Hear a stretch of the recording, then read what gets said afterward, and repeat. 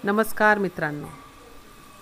संध्याकाळच्या जेवणाची चिंता करते ती आई आणि जीवनभराच्या जेवणाची चिंता करतात ते बाबा.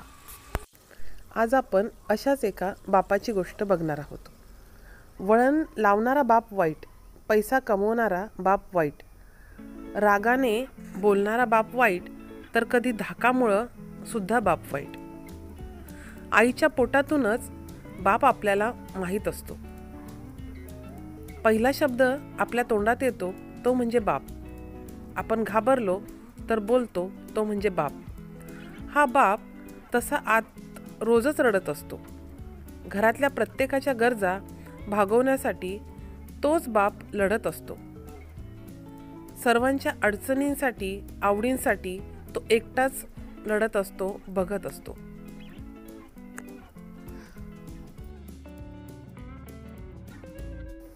आपल्या मुलांना पायावर उभं करण्यासाठी रागाने बोलणारा व औषधरूपी असणारा तोच बाप असतो.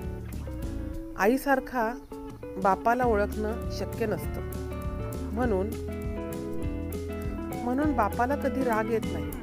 बाप कधी आजारी पडत नाही. बाप कधी थकत नाही.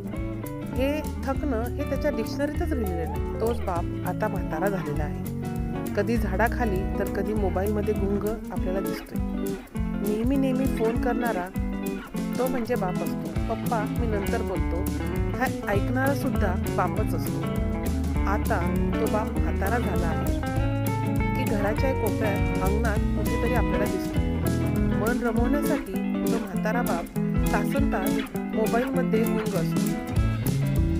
आपल्या म्हातारपणी दिसतो असा हा बाप सहज कोणाला दिसत नसतो. त्याचे अश्रूही कोणाला दिसत नसतो. आपल्या डोक्यावर असलेलं छत म्हणजे काय असतं मित्रांनो? तो म्हणजे फक्त बापच. आभाळ एवढं काळजी करणारा जर कोणी या दुनियेत असेल तर तो म्हणजे फक्त बाप.